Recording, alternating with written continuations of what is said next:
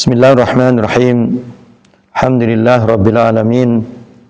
Wassalatu wassalamu ala imamil muttaqin, imamil mujahidin, sayyidina Muhammadin nabiyil amin, wa ala alihi wa ashabihi wa man tabi'ahum bi ihsanin ila yaumiddin. Asyhadu an la ilaha illallah wahdahu la syarika lah, wa asyhadu anna Muhammadan abduhu wa rasuluhu la nabiyya ba'dah. Faqad qala Allah Ta'ala fi kitabihil karim. A'udzu billahi as-sami'il 'alim minasyaitonir rajim. Bismillahirrahmanirrahim. Amana ar-rasulu bima unzila ilaihi mir rabbih wal mu'minun. Kullun amana billahi wa malaikatihi wa kutubihi wa rusulihi la nufarriqu baina ahadin min rusulih wa qalu sami'na wa ata'na ghufranaka rabbana wa ilaikal masir. Alhamdulillah segala puji milik Allah yang telah memberikan kepada kita nikmat iman, nikmat Islam, dan juga semoga salawat dan salam tercurahkan kepada uswatuna baginda Nabi Muhammad sallallahu alaihi wasallam. Allahumma salli alaihi. Ikhwani fillah rahimakumullah. Pagi hari ini insyaallah bahasan kita adalah wajibatuna nahwar rasul. Artinya adalah kewajiban-kewajiban kita, artinya sesuatu yang harus kita tunaikan, yang harus kita lakukan nahwar rasul, kepada Rasulullah. Jadi apa yang mesti kita berikan ya kepada baginda Rasulullah sallallahu alaihi wasallam. Jadi tema ini penting ya, kita sering mendengar ayat dibacakan, ya ayyuhalladzina amanu shollu alaihi wasallimu taslima. Ya, wahai orang yang beriman, innallaha wa malaikatahu yusholluna 'alan nabi ya ayyuhalladzina amanu shollu alaihi wasallimu taslima. Saya bacanya cuma sepotong doang ya. Jadi ada panggilan ya. Innallaha malaikatahu, sesungguhnya Allah dan para malaikatnya. Sesungguhnya Allah dan para malaikatnya yusholluna 'alan nabi, itu bersolawat kepada Nabi. Ya ayyuhalladzina amanu. Lalu kalau Allah dan para malaikatnya telah bersolawat, maka orang beriman pun dipanggil oleh Allah. Ya ayyuhalladzina amanu, wahai orang yang beriman. Jadi kita dipanggil semua oleh Allah. Shollu alaihi, kata Allah, bersolawatlah kamu kepada baginda Rasulullah sallallahu alaihi wasallam. Jadi kalau Allah dan malaikat saja bersolawat, maka kamu wahai orang yang beriman juga bersolawat. Shollu alaihi wasallimu taslima. Ya, bersolawatlah kamu kepada beliau, wa alaihi taslima, dan kepadanya atau buat Rasulullah taslima, itu keselamatan. Bukan berarti Rasulullah nggak selamat. Nanti orang suka melesetin tuh. Nabinya umat Islam katanya nggak selamat, buktinya didoain, katanya. Bukan begitu maksudnya. Ya. Jadi kalau ibarat kita ngisi gelas begitu. Kalau gelas sudah penuh kita isi terus, nah jadi luber ya, kalau bahasa kitanya luber, kelebihan. Maka kelebihannya buat siapa itu? Buat kita. Jadi begitu. Maknanya tuh begitu. Ya. Rasulullah kan sudah memperoleh kasih sayang Allah. Manusia terbaik di dunia ini sejak Adam sampai nanti hari kiamat itu Rasulullah. Ya. Jadi kalau kita berdoa semoga Allah bersolawat ya kepadanya, ya, dan juga para malaikat bersolawat kepadanya, bukan berarti kita mendoakan Nabi kita bahwa Nabi kita itu tersesat atau Nabi kita enggak selamat, bukan itu maksudnya. Jadi kalau kita mengibaratkan seperti tadi, wadah atau gelas atau tempat, ya, kita isi air, dia sudah penuh, masih kita isi terus, maka luber. Nah, luberannya itu buat kita, ya. Shallu alaihi wasallimu taslima. Apa makna Allah berselawat kepada Nabi? Ya, apa makna atau yang dimaksud dengan Allah berselawat kepada Rasulullah? Maksudnya adalah kalau Allah berselawat artinya Allah ya, yaitu memberikan rahmat, kasih sayangnya kepada beliau. Kalau malaikat berselawat kepada Rasulullah, itu apa maksudnya? Ya, beliau selalu mendoakan Rasulullah. Ya, kalau kita berselawat kepadanya, Ya, maknanya itu bisa maksudnya adalah Allah memberikan kasih sayang kepada beliau. Itu masing-masing makna sholawat antara Allah, malaikat dan kita bisa beda-beda maknanya. Ya, maknanya bisa berbeda-beda. Rasulullah mengatakan orang dianggap bakhil. Apa bakhil? Pelit, pedit, yang apabila namaku disebut di sisinya, tapi dia tidak mau bersalawat kepadaku. Jadi kata Nabi, orang dianggap pelit kalau namaku disebut di sisinya, dia mendengarnya namaku disebut, tapi dia tidak mau bersalawat. Jadi sunnah hukumnya kita bersalawat kepada baginda Rasulullah Sallallahu Alaihi Wasallam. Lebih-lebih adalah di hari Jumat. Ya, jadi sudah lewat harinya kemarin ya, nggak apa-apa. Jadi karena bulan ini bulan Rajab, biasanya memperingati Isra dan Mi'rajnya baginda Rasulullah Sallallahu Alaihi Wasallam. Tapi saya tidak menjelaskan Isra Mi'raj. Tapi kali ini saya ingin menjelaskan tentang apa kewajiban kita, apa yang diwajibkan oleh Allah kepada kita untuk kita tunaikan, untuk kita berikan kewajiban itu, ya, kebaikan itu buat siapa? Rasulullah Sallallahu Alaihi Wasallam. Salah satu diantaranya adalah yaitu bersolawat kepada beliau. Lebih-lebih adalah pada hari Jumat. Karena kata Nabi, Allah mewakilkan malaikat di kuburku, gitu. Kata Nabi katanya, Allah mewakilkan seorang malaikat di kuburku untuk menyampaikan solawat-solawat dari umatku. Jadi Rasulullah mengatakan bahwa di kuburku, yaitu ditugaskan seorang malaikat, ya, oleh Allah untuk menyampaikan solawat-solawat dari siapa? Dari umatnya. Jadi Rasulullah Sallallahu Alaihi Wasallam mendengar solawat-solawat kita, ya, mendengar solawat-solawat kita. Dan dalam hadis yang lain, siapa orang yang bersolawat 1 kali buat Rasulullah, maka Allah bersolawat kepadanya itu kepada kita, kepada orang yang bersolawat, yaitu sebanyak 10 kali. Jadi pelipatannya begitu. Jadi kalau kita bersolawat kepada Rasulullah 1 kali, maka Allah bersolawat kepada kita yaitu sebanyak 10 kali.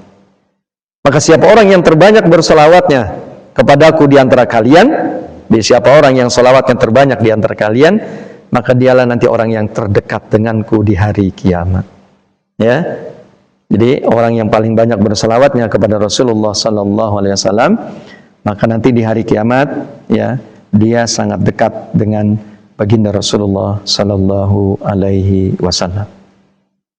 Nah, setelah kita beriman kepada Rasulullah, ya, kita percaya bahwa Nabi itu pernah ada, Nabi Muhammad itu pernah lahir, dan sampai hari ini tidak ada yang membantah bahwa Rasulullah pernah hadir. Ada nggak? Kita pernah baca dalam buku atau dalam sirah atau dalam apapun, ya, sebuah tulisan tentang membantah? Enggak tuh, umpamanya Muhammad yang namanya orang namanya Muhammad, Nabi Muhammad nggak ada, pernah nggak? Bapak-bapak, saudara-saudara, baca tentang tulisan, ya, bantahan terhadap kehadiran Rasul? Ada nggak? Tidak ada. Jadi artinya menunjukkan insyaallah Rasulullah itu ada. Ya, Rasulullah itu benar adanya. Dan malah kalau kita meneliti, ya, Profesor Dr. Menahem Ali, orang mana tuh Menahem Ali? Orang Surabaya, ya. Itu guru besar filologi di Universitas Airlangga, ya. Universitas Airlangga itu Dr. Menahem Ali. Bapak bisa lihat YouTube-nya. Ya, beliau ahli kepustakaan dan beliau mengerti, paham, bisa bicara 5 bahasa asing. Jadi luar biasa itu orang hebatnya. Termasuk bahasa Arab, walaupun nggak pernah nyantri. Jadi beliau karena rajin membaca, ya, memang jurusannya jurusan kepustakaan, sampai akhirnya beliau mengerti bahasa Arab, bahasa Yunani, ya, kemudian bahasa yang sudah hampir punah, ya, bahasanya orang Yahudi beliau pun paham, beliau pun mengerti.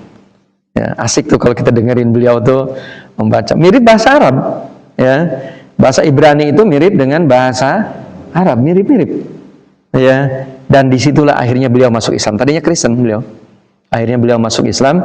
Kenapa? Mendapatkan kebenaran, ya, yaitu Nabi Muhammad sallallahu alaihi wasallam, bukan karena beliau membaca dari Quran, tidak, ya, tapi beliau membaca yaitu kitab-kitab yang berasal dari orang Yahudi dan orang Nasrani, beliau pelajari, akhirnya beliau menyatakan diri masuk Islam, ya, itu kebenaran Rasulullah sallallahu alaihi wasallam. Nah, kita setelah kita beriman kepada Rasulullah, apa kewajiban kita yang kita mesti berikan, ya, kepada Rasulullah sallallahu alaihi wasallam? Saya sebutkan, ya. Yang pertama tadi bersolawat. Malah solawat sudah kita bahas tadi, ya.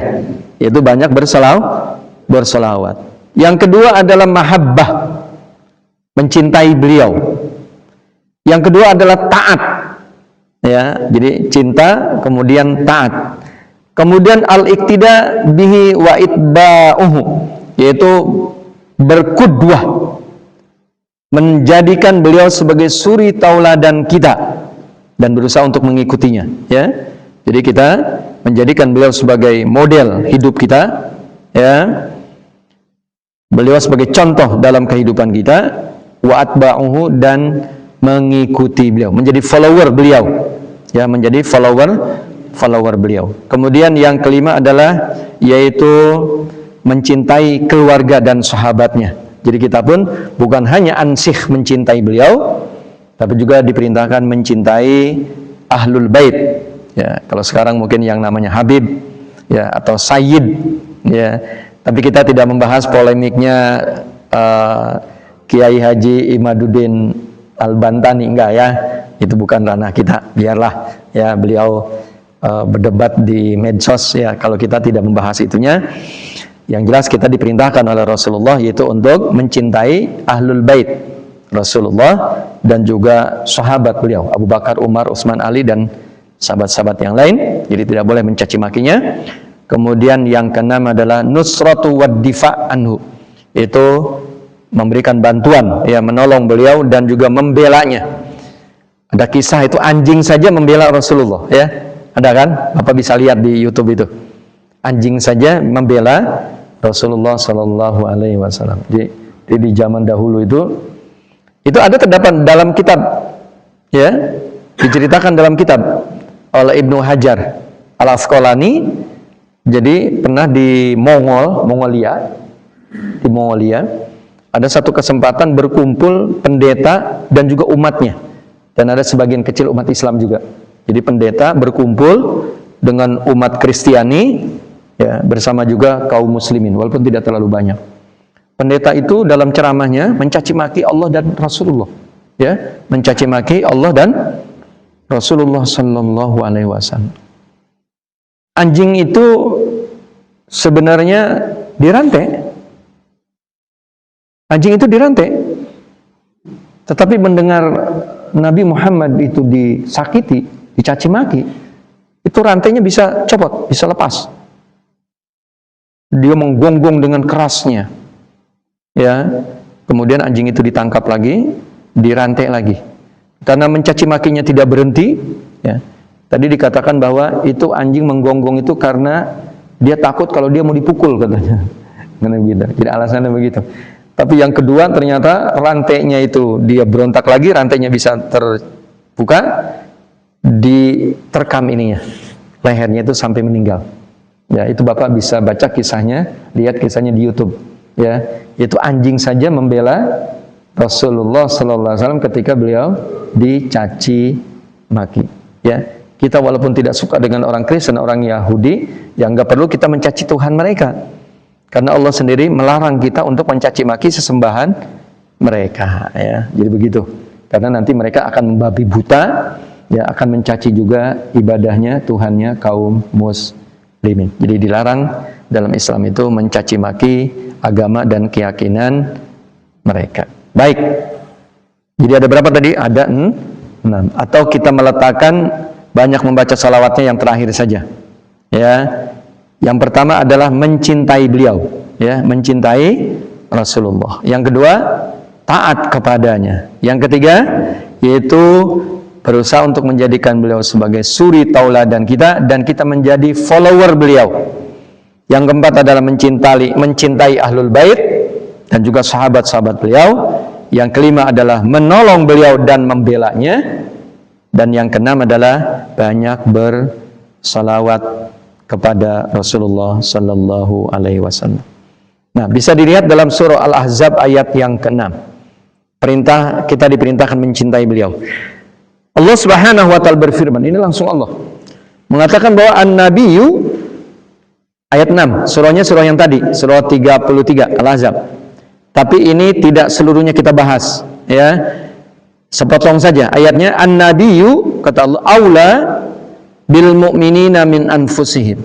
An-nabiyyu, yaitu nabi, aula, lebih utama, bil mu'minina, buat orang-orang yang beriman, min anfusihim, dibandingkan dirinya sendiri. Maksudnya nabi itu lebih utama untuk dibela, nabi itu lebih utama untuk dicintai dibandingkan dengan dirinya sendiri. Ini pernah begini, Sayyidina Umar pernah datang kepada Rasulullah, ya Rasulullah, engkau adalah orang yang paling saya cintai setelah saya mencintai diri saya. Jadi berarti perkataan Umar lebih cinta kepada dirinya atau cinta kepada Rasulullah? Ulangi lagi, perhatikan. Sayyidina Umar pernah bertemu dengan Rasulullah. Beliau menemui Rasulullah, ya Rasulullah, engkau adalah orang yang paling aku cintai di muka bumi ini setelah mencintai diriku. Jadi berarti beliau mencintai Rasulullah setelah beliau mencintai dirinya. Jadi artinya dirinya lebih beliau cintai dibandingkan dengan mencintai Rasul. Kata Rasul, engkau dikatakan belum beriman sampai aku, kata Rasulullah, tentu Allah ya. Jadi kalau Rasulullah menyebut tentu aku dan Allah lebih dicintai dibandingkan dia mencintai dirinya dan keluarganya dan apapun yang ada di muka bumi ini. Jadi artinya bahwa Sayyidina Umar dianggap salah ketika beliau mengatakan bahwa mencintai Rasul setelah mencintai diriku sendiri. Baru benar ya ketika Sayyidina Umar mengatakan, engkau ya Rasulullah dan Allah lebih aku cintai dibandingkan dengan diriku, keluargaku, dan apa saja yang ada di muka bumi ini. Maksudnya apa? Mencintai Allah di atas segala-galanya, artinya kalau sudah kepentingan Allah dan Rasul, mestinya seorang mukmin itu ya mendahulukannya. Jadi kalau sudah kepentingan Allah dan Rasulnya, mestinya seorang mukmin itu mendahulukannya. Jadi mendahulukan Allah dan Rasul. Jadi kepentingannya, ya kepentingan Allah dan Rasulnya. Jadi harus didahulukan. Dia Allah mengatakan dalam surah Al-Ahzab, an-nabiyyu aula bil mu'minina min anfusihim. Bahwa nabi bagi orang-orang yang beriman lebih diutamakan, lebih dicintai dibandingkan dengan dirinya sendiri. Ya, oke. Berikutnya hadis. Nah, ini hadis. Tadi juga hadis itu Sayyidina Umar ketika beliau mengatakan, engkau wahai Rasulullah, Allah dan Rasulnya ya aku cintai setelah aku mencintai diriku. Lalu Allah mengatakan salah. Tapi ketika Umar mengatakan, ya salah saya Rasulullah, engkau dan Allah dan engkau adalah lebih aku cintai dibandingkan dengan diriku, keluargaku, dan apa saja yang ada di muka. Baru engkau benar, iman kamu dikatakan benar. Makanya para sahabat dahulu pernah apa gini, ada sahabat masuk Islam, Rasulullah mau nguji ini, kata Rasulullah, coba kau bunuh bapamu. Nggak tanggung-tanggung ujiannya. Ya, jadi sahabat ini disuruh membunuh bapaknya sendiri. Lalu dia siapkanlah, ya kalau sekarang tuh golok lah kira-kira begitu, parang untuk membunuh siapa? Bapaknya. Lalu Rasulullah melarang. Tidak. Kata Rasulullah, aku hanya ingin menguji imanmu. Aku ingin menguji kesetiaanmu kepada saya, kata Rasulullah. Jadi pernah sahabat itu sambil gitu. Bapak juga masih bisa dilihat di YouTube itu. Ya, bagaimana ada sahabat yang diujinya untuk membunuh orang tuanya, ya apakah dia taat kepada perintah Rasul atau tidak? Ya, ternyata dia mau tunaikan, dia mau laksanakan. Ya. Baik, kita lanjutkan. An Anas ibn Malik radhiyallahu an, anna Nabiya sallallahu alaihi wasallam qala. Kata Nabi, la yu'minu ahadukum hatta akuna ahabba ilaihi min walidihi wa walidihi wan nasi ajma'in.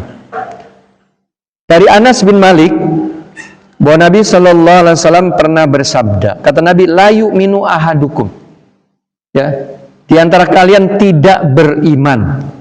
Coba bayangkan, coba hadisnya, di antara kalian tidak beriman. Tapi para ahli tafsir memaknai kata la yu'minu ahadukum, kalian tidak beriman, maksudnya enggak sempurna iman kalian. Jadi dikatakan la yu'minu ahadukum, iman kalian tidak sempurna. Hatta akuna ahabbu ilaihi min walidi, hingga aku, kata Rasulullah, lebih dicintai ya oleh kalian min walidihi, dibandingkan dengan dia mencintai anaknya, wa waladihi, mencintai orang tuanya, wan nasi ajmain, dan mencintai orang di muka bumi ini. Jadi sesuai tadi dengan hadis Umar, ya, hadis Umar yaitu ya ketika Umar mengatakan bahwa Allah dan Rasulnya saya cintai setelah saya mencintai diri saya sendiri. Ternyata semacam itu salah.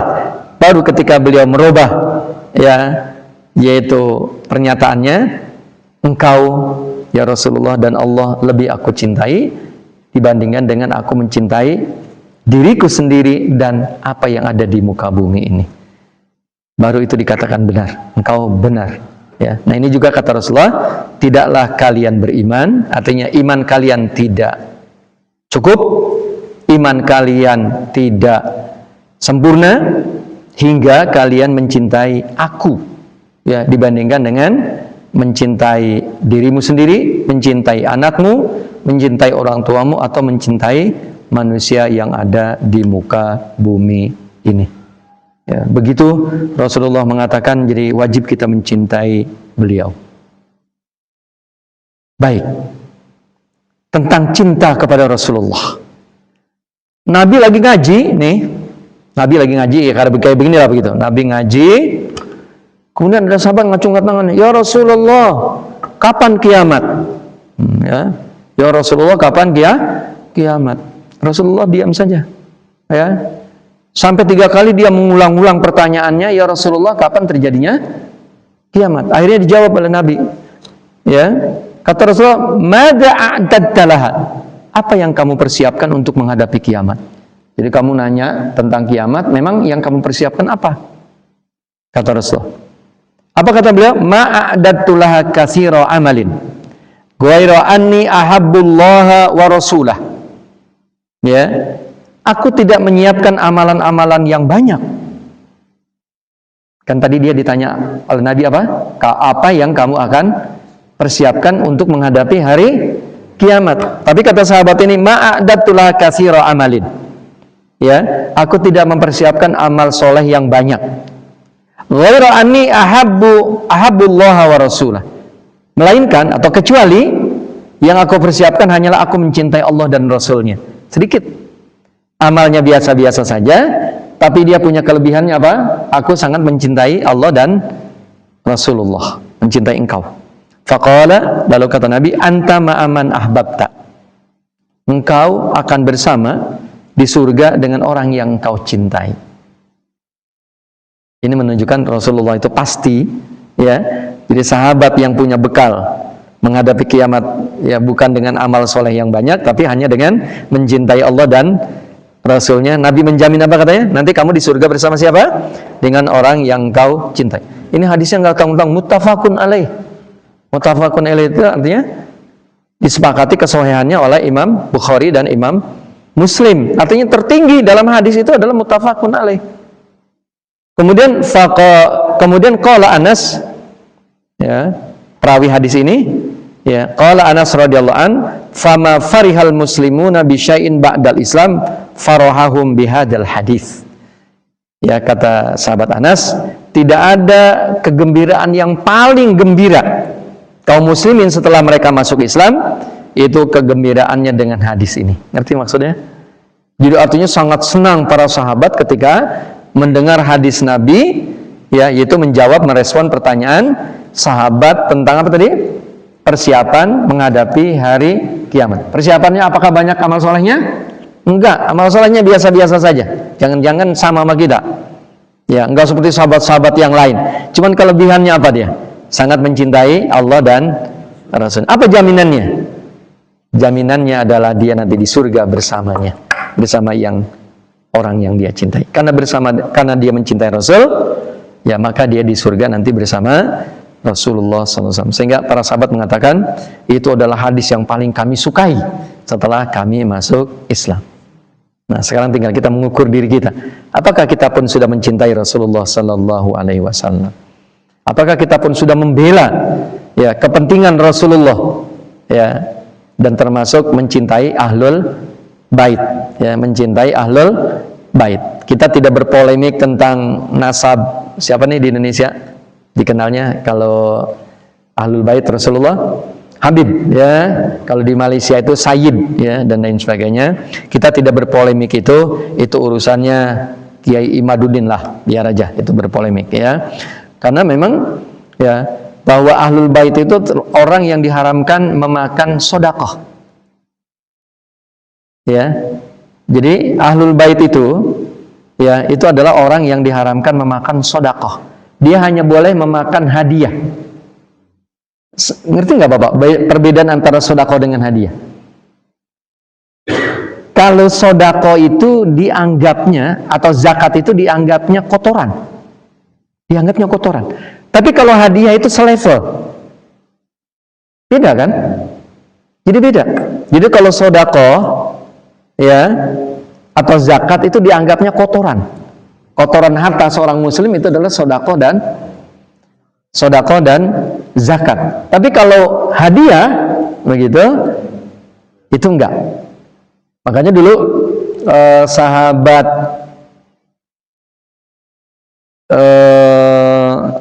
siapa yang masuk Islamnya itu dulunya dia di Iran, itu orang Iran, Salman Al-Farisi. Betul, terima kasih. Malum udah tua nih Pak, ini masuk dan jadi udah lupa. Salman Al-Farisi. Jadi Salman Al-Farisi itu masuk Islam ya, itu perjalanannya saya di ujung aja deh ceritanya, karena ceritanya terlalu panjang. Nanti Bapak sekarang enak, Salman Al-Farisi masuk Islamnya itu seperti apa, Bapak tanya aja sama ChatGPT. Saya di ujung aja.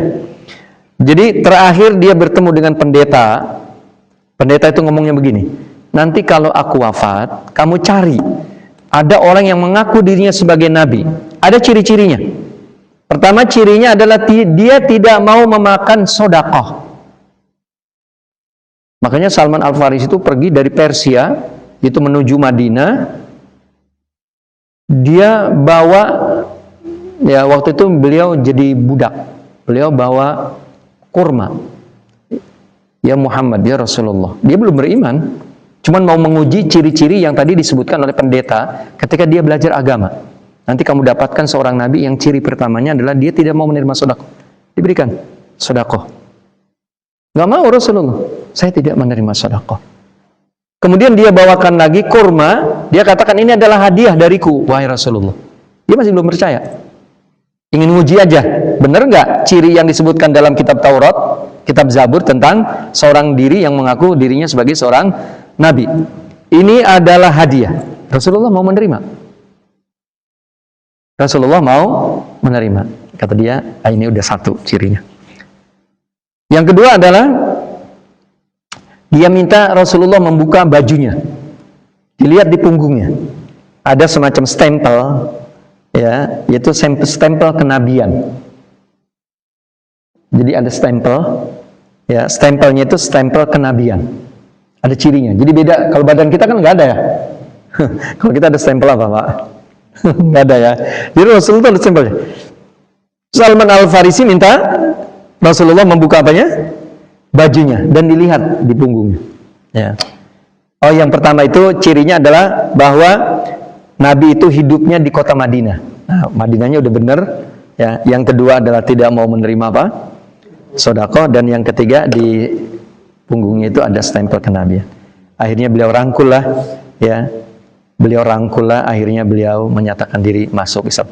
Karena ciri-cirinya sesuai, ya, seperti apa yang diceritakan oleh para pendeta. Ya, akhirnya beliau masuk Islam dan menjadi sahabat dekat Rasulullah, sampai Rasulullah mengakui sebagai keluarganya. Jadi Salman Al-Farisi itu diakui oleh Nabi ya sebagai keluarga, bagian dari keluarga Rasulullah Sallallahu Alaihi Wasallam. Ya, jadi kita bahas sudah barusan tentang cinta, ya, tentang cinta. Tadi sudah saya sampaikan bagaimana para sahabat cintanya kepada Rasulullah. Ya, itu Rasulullah pernah begini. Rasulullah pernah dicaci maki oleh seorang Yahudi. Ada seorang Yahudi yang kegiatannya sehari-harinya selalu mencaci maki Rasulullah. Lalu Rasulullah menawarkan sahabat, siapa di antara kalian yang mau membunuh seorang Yahudi ini? Ya, lalu sahabat ini, saya ya Rasulullah. Ya, persiapkanlah untuk membunuh. Nah, ini si Yahudi ini nggak tanggung-tanggung. Ya, di samping memang orang kaya, banyak followernya, banyak backingnya, rumahnya pun dipagar sedemikian rupa. Bukan seperti kita rumahnya ngemplong aja, ya kan? Berdampingan dengan tetangga. Dia enggak, rumahnya besar, kemudian juga halamannya besar, dan dibuat pagar yang tinggi. Ada bentengnya. Ya, ada bentengnya. Ya. Membunuhnya pun sulit, membunuh orang ini. Ya, tapi bisa juga akhirnya dia bunuh. Ya, akhirnya dia bunuh. Jadi begitu sahabat itu, ya, pembelaannya kepada Rasulullah SAW, taatnya kepada Rasul, cintanya kepada Rasul. Mereka sangat sakit hati kalau nabinya disakiti oleh orang lain. Begitu para sahabat, dan silakan Bapak baca kisah-kisah bagaimana para sahabat ya cintanya kepada Rasulullah SAW. Contohnya siapa lagi? Sahabat Abu Bakar. Bagaimana cintanya Abu Bakar? Nggak diragukan lagi. Ya, nggak diragukan lagi. Sampai ketika Isra Mi'raj itu seperti apa? Bukan Isra Mi'raj. Ketika hijrah, ya. Ketika hijrah masuk ke mana dulu? Ke Gua Saur, ya, ke Gua Saur. Gua itu lobang, ya. Bawah. Dan lobang itu nggak pernah dimasukin orang. Ya, nggak pernah dimasukin orang. Dan lobangnya kecil. Nggak gede. Ya, lobangnya tidak besar. Masuklah Rasulullah bersama Abu Bakar. Abu Bakar belum mempersilahkan Rasulullah untuk masuk ke dalam gua itu, kecuali beliau memeriksa lubang-lubang itu. Lalu disumpellah lubang itu, termasuk oleh pakaiannya sendiri. Beliau sobek pakaiannya untuk menyumpel lubang-lubang itu. Tapi ada lubang yang enggak tersumpel, rupanya kekurangan untuk nyumpelnya. Ya, beliau akhirnya tersengat. Ya, beliau akhirnya tersengat. Ya, oleh binatang yang berbisa, entah kalajengking, entah mungkin ular berbisa. Ya. Nah, Rasulullah karena sempit, ya Rasulullah tidur yaitu di pahanya Abu Bakar. Abu Bakar ketika menangis, maka cucuran air matanya ya deras membasahi pipi Rasulullah sallallahu alaihi wasallam. Lalu apa kata Abu Bakar?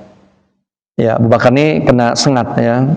Kata Abu Bakar, ya Rasulullah, kalaulah orang-orang kafir Quraisy itu melihat ke bawah saja ke kakinya, ya pasti mereka akan melihat kita, katanya. Pasti mereka akan melihat kita. Alhamdulillah mereka enggak, ya. Jadi cukup ketika di goa itu pintunya, lubangnya itu di atasnya ada apa? Ada laba-laba dan ada burung dara, burung merpati yang bertelur.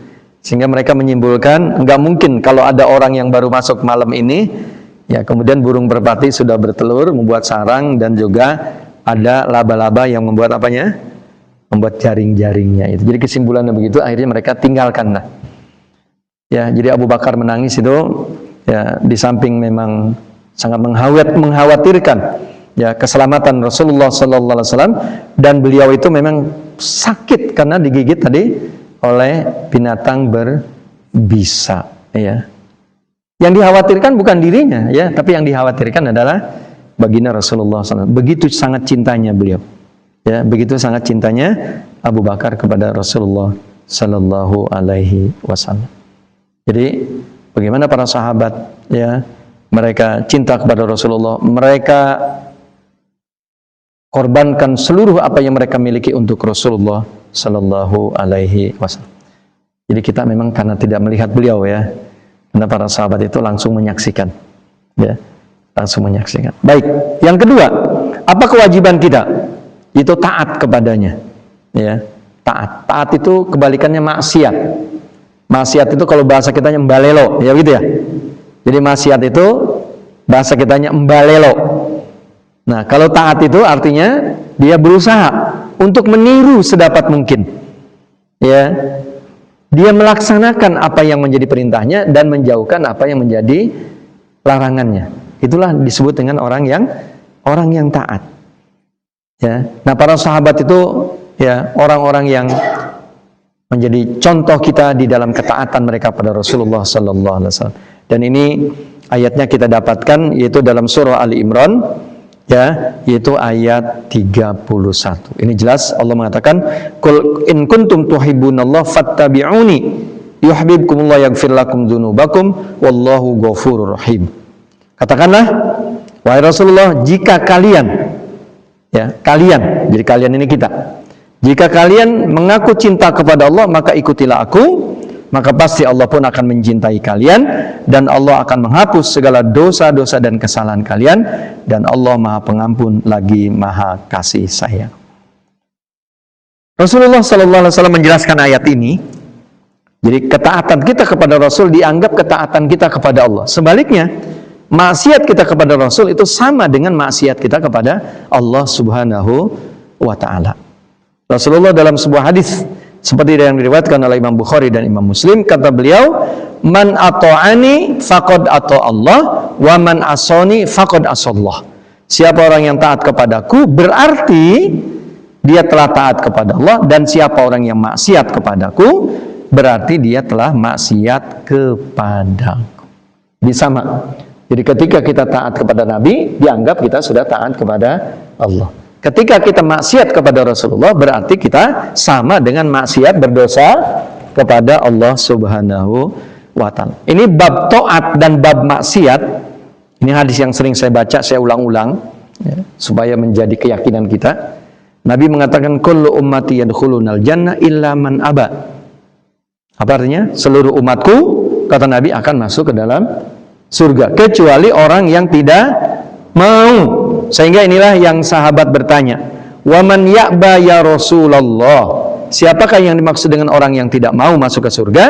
"Man ata'ani dakhalal jannah wa man asani faqad aba." Siapa orang yang taat kepadaku, maka dialah masuk ke dalam surga, dan siapa orang yang maksiat kepadaku, berarti dialah orang yang tidak mau. Jadi berarti, ya, jalan untuk masuk ke surga diantaranya taat kepada siapa?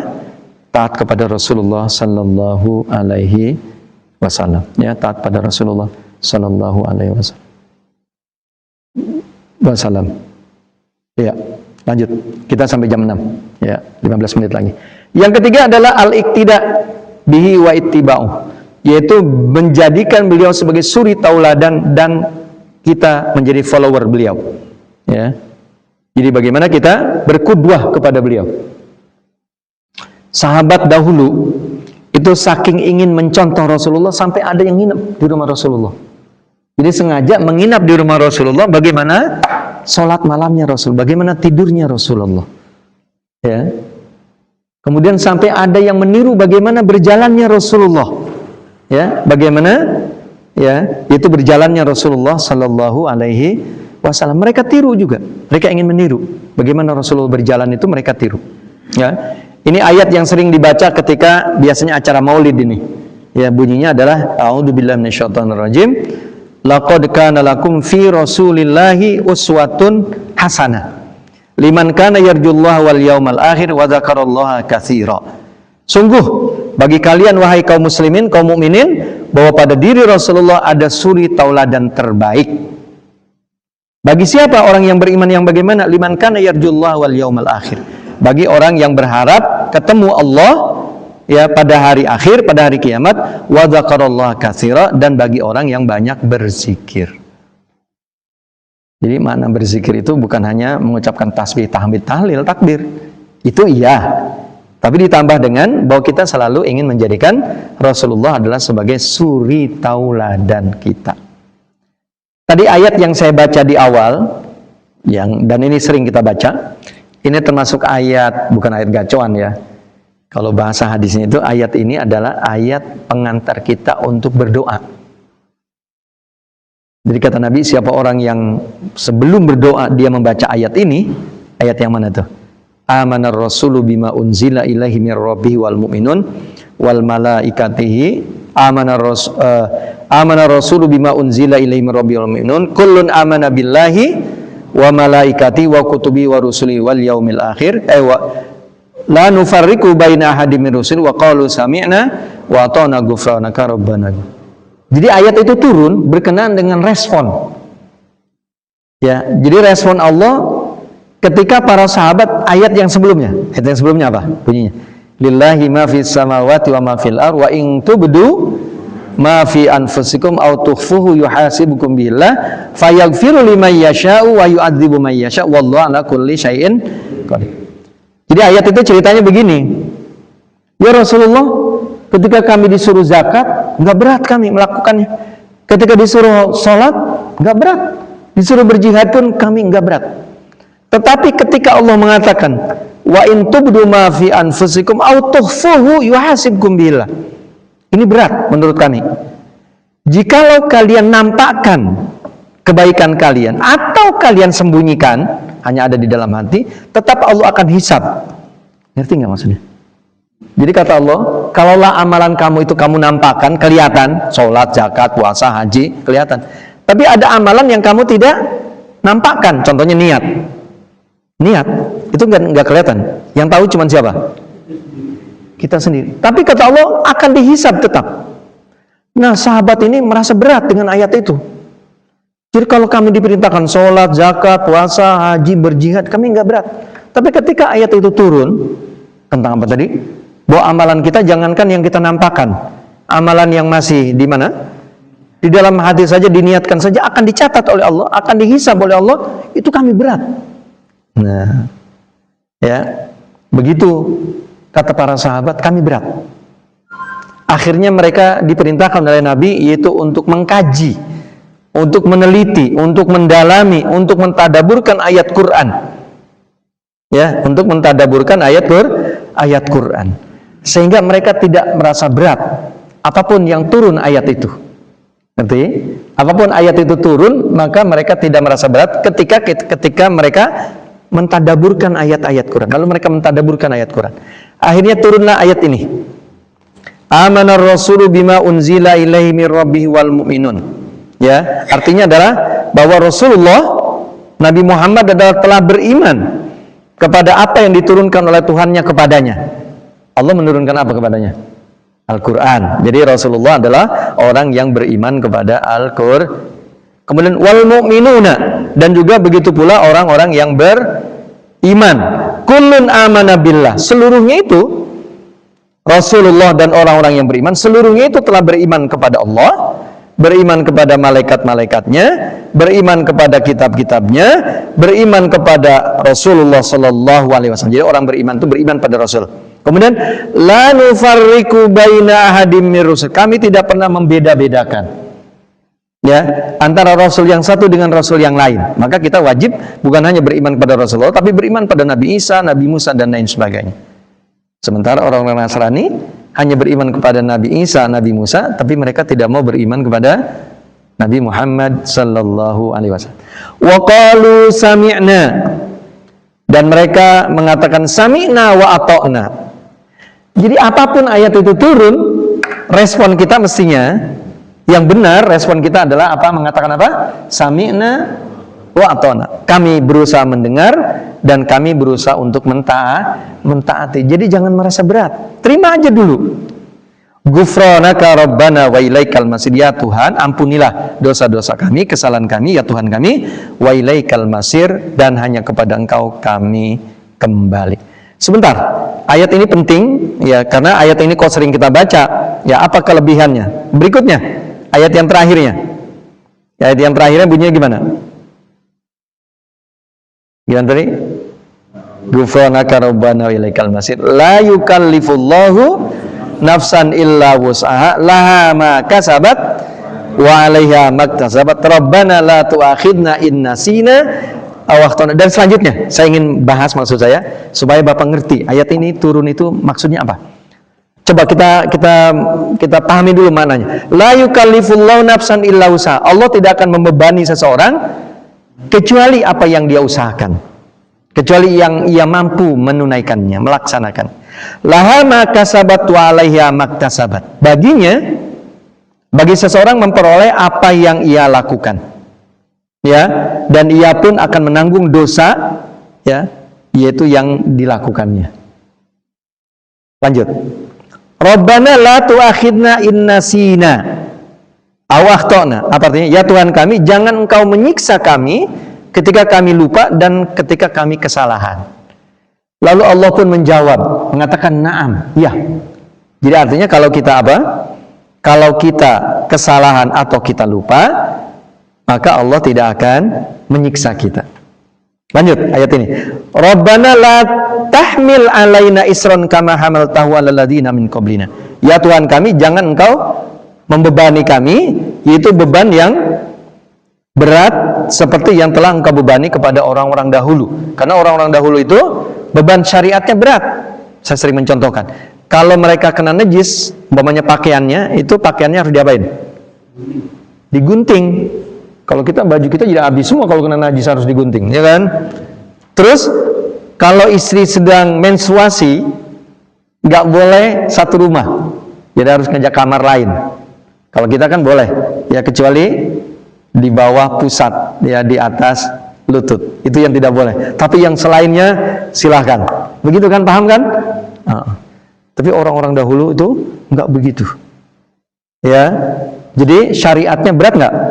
Berat kalau seandainya diturunkan kepada kita. Jadi makanya doa kita gimana? Rabbana wala tahmil alaina isran kama hamaltahu ala ladzina min qablina. Ya Tuhan kami, jangan Engkau bebani kami, yaitu beban seperti yang telah Engkau bebani umat terdahulu. Maka Allah pun mengatakan na'am, iya. Makanya syariat Rasulullah, syariat umat Islam, syariatnya tidak berat, enteng-enteng. Contoh, kata Nabi, kalau seandainya bersiwak itu, ya, aku tidak khawatir menjadi berat buat umatku, maka aku wajibkan bersiwak kepadanya. Maka bersiwak akhirnya hanya sunnah. Padahal Nabi siwaknya ketika berwudu dan ketika menjelang sholatnya. Nabi ketika berdiri sudah mengimami sahabat, siwak dulu. Nah, khawatir kita ini berat, maka tidak diperintahkan. Bukan tidak diperintahkan, hukumnya hanya sunnah saja. Kemudian apa lagi? Sholat isya. Kalau seandainya tidak memberatkan umatku, sholat isyanya kapan? Saya sering sampaikan, malam hari, itu di tengah malam jam 12. Nah, ya. Jadi sholat isyanya sudah jam 12. Kalau Allah tidak memberatkan umatku, katanya sholat isyanya jam berapa? Jam 12. Tapi ternyata kita tidak. Sholat isyanya dari mulai jam berapa? Plus minus jam 7. Lanjut ayatnya. Rabbana wala tuhamilna ma la taqata lana bi. Ya Tuhan kami, jangan Kau bebankan kami, itu beban yang kami tidak mampu melaksanakannya. Ya, jadi seperti umat dahulu. Contoh Nabi Daud saja puasanya dalam 1 tahun berapa kali? Separuhnya, berarti 100. Jadi kalau 360 berarti 150, 180 hari. Sanggup kita puasanya semacam itu? Nah, belum tentu, ya. Jadi maka kita mengatakan, ya Tuhan kami, jangan Kau bebani kami, itu beban yang kami kemungkinan tidak sanggup membawanya. Lalu Allah pun mengatakan na'am, ya. Kemudian wa'fu anna waghfir lana warhamna. Ya Tuhan kami, ampunilah segala kesalahan kami, ampunilah segala dosa kami, dan berikanlah kami kasih sayang. Maka Allah pun mengatakan ya. Allah pun mengatakan na'am, ya. Anta maulana, Engkau adalah sebagai pemimpin kami, fansurna alal qaumil kafirin, maka tolonglah kami dari apa? Dari orang-orang kafir. Jadi ayat ini penting kita pahami dengan baik. Jadi Allah itu sangat sayang kepada kita. Di antaranya adalah ketika turun tadi ayat yang sahabat merasa berat. Apa di antaranya keberatan sahabatnya? Kalau kami diperintahkan sholat, zakat, puasa, haji, berjihad pun kami enggak berat. Tapi ketika Allah akan menghukum kami, perbuatan-perbuatan jangankan yang telah kami nampakkan, amalan yang di dalam hati saja akan dicatat oleh Allah, itu kami merasa berat. Ya, akhirnya mereka diperintahkan apa tadi oleh Nabi? Diperintahkan untuk mentadaburkan ayat-ayat Quran, sehingga akhirnya mereka meresponnya adalah sami'na wa ata'na. Jadi apa yang Allah turunkan kepada kita, kita jangan merasa berat, kita harus sami'na wa ata'na, ya. Nah, lalu Allah tidak akan menghukum kesalahan kita. Allah tidak akan menghukum ya sesuatu yang kita tidak mampu memikulnya. Makanya ya, kita dalam beragama ini harus kita perhatikan juga keselamatan jiwa kita. Perhatikan ini penting. Jadi kita di dalam beragama, ya kita diperintahkan untuk memperhatikan jiwa kita. Buktinya apa? Ketika terjadi hujan lebat, Maka seorang muazin pun sampai menambah kalimat azannya. Apa katanya? Shollu fi buyutikum. Salatlah kalian di rumah-rumah kalian. Jadi kita tidak diperintahkan untuk sholat di mana? Di masjid. Walaupun bagi yang mau sholat di masjid, ya tentu boleh, diterima tetap. Tapi sholat di rumah mengganti sholat apa? Sholat jamaahnya, ya dia cukup di rumah, itu tidak mengapa. Contoh lagi, ada sahabat, ya dia dipaksa untuk menyatakan kekafiran. Akhirnya dia menyatakan karena disiksa. Lalu sahabat ini datang kepada ya Rasulullah, saya telah disiksa. Ya kalau saya tidak mau mengatakan kekafiran, karena di awal-awal Islam itu begitu. Ya, jadi kafir Quraisynya ada di atas, Rasulullah dan sahabat ada di bawah. Sehingga banyak sahabat-sahabat yang ketika masuk Islam disiksa oleh orang-orang kafir Quraisy. Lalu dia lapor, ya Rasulullah, saya mau disiksa. Tapi ketika saya menunaikan, melaksanakan, mentaati apa yang diperintahkan oleh orang kafir Quraisy itu untuk menyatakan kafiran, saya katakan. Lalu Rasul bertanya, bagaimana hatimu? Nah, ini kaitannya dengan perbuatan hati, sesuatu yang tidak bisa kita lihat. Saya menyatakan kekafiran, tapi hati saya tidak. Saya berontak, saya tidak menerima. Apa kata Nabi? Lakukan perbuatan itu, katakan lagi seperti apa yang tadi kamu katakan, kalau kamu mendapatkan siksa yang semacam itu. Jadi kalau kita lihat di sini, ya, jadi kepentingan apa nih? Kepentingan badan kita harus kita utamakan daripada kepentingan agama seolah-olah. Walaupun bukan itu maksudnya ya. Artinya bagi Allah itu, Allah sangat tahu bagaimana hati kita. Paham maksud saya? Nah inilah ya sesuatu yang kita mampu memikulnya, maka Allah Subhanahu wa taala tidak akan menghukum kita. Jadi tadi ada sahabat di awal-awal Islam, dia akan disiksa kecuali kalau dia menuruti apa yang diminta oleh orang-orang kafir. Jadi boleh menyatakan kekafiran kalau ya hanya mulut saja tapi hatinya tidak. Bukan berarti dianggap sebagai orang munafik. Islam itu begitu. Makanya Islam datang itu diantaranya juga selain memelihara agama, memelihara akal, memelihara keturunan, ya, kemudian memelihara harta dan memelihara jiwa. Tidak ada 5 yang dipelihara agama itu. Ulangi lagi. Yang dipelihara oleh agama apa? Ada 5. Pertama adalah agama. Jadi kalau pada kondisi normal kita diperintahkan untuk menyembah Allah, ya, untuk menyatakan tauhid, kecuali kalau tadi menyiksa diri kita, tersiksa kita. Jadi agama. Yang kedua adalah jiwa. Makanya kita dilarang membunuh diri kita atau membunuh juga orang lain. Yang ketiga adalah mempertahankan harta. Ya, makanya orang yang sampai meninggal karena mempertahankan harta dianggapnya apa? Mati syahid. Ya, mati syahid. Makanya harta itu harus kita bela. Jadi kalau kita membela harta kita, ya mengambil hak kita sampai kita meninggal pun, umpamanya kalaulah kita matinya mati syahid. Sebaliknya berarti kita dilarang mencuri, dilarang untuk membohongi orang, untuk mengambil harta. Kemudian yang keempat itu menjaga akal pikiran kita. Ya, menjaga akal pikiran. Makanya dilarang untuk minum minuman keras. Ya. Kemudian lagi yaitu apa? Yaitu menjaga jiwa. Tadi udah jiwa udah tadi ya. Menjaga jiwa udah, kemudian harta sudah, kemudian agama, kemudian keturunan. Makanya dilarang berzina. Jadi orang itu nasabnya mesti jelas, ya. Nasabnya mesti jelas. Nah, inilah Bapak-bapak, saudara-saudara hadirin rahimakumullah. Kemungkinan 2 kali pertemuan kita membahas tentang apa kewajiban kita, yaitu harus kita berikannya kepada baginda Rasulullah sallallahu alaihi wasallam. Yang pertama tadi apa? Mencintai beliau. Ya, mencintai Rasulullah. Ya, kemudian mengikuti beliau. Ya, mengikuti beliau. Kemudian apa lagi? Yaitu selain mengikuti, itu untuk menjadikan beliau adalah sebagai suri tauladan kita. Ya, sebagai suri tauladan kita. Walaupun tentu ya tidak 100%, ada hal-hal yang memang spesial hanya buat Rasulullah. Contohnya apa? Yang kita dilarang tentunya untuk ikut dalam bab ini, apa namanya? Dalam hal menikah. Jadi kalau Rasulullah sampai lebih daripada 4, itu spesial buat Rasulullah, dan pernikahannya pun ada hikmah-hikmahnya, walaupun kita tidak bahas. Tapi kalau kita maksimal hanya berapa? hanya 4 saja. Itu spesial. Dan di samping itu ada kewajiban-kewajiban yang hanya buat Rasulullah, tapi kita tidak. Contohnya sholat malam. Jadi buat Rasulullah itu sholat malam itu wajib, tapi buat kita itu tidak. Ya, hukumnya hanya sunnah. Jadi ada spesial buat Rasulullah yang kita tidak. Contoh lagi, kalau istri Rasulullah yang sudah menjadi janda, ulangi lagi, istri Rasulullah yang sudah menjadi janda, maka haram untuk dinikahi oleh kita, oleh kaum muslimin, kaum mukminin. Ya tentu pada waktu itu.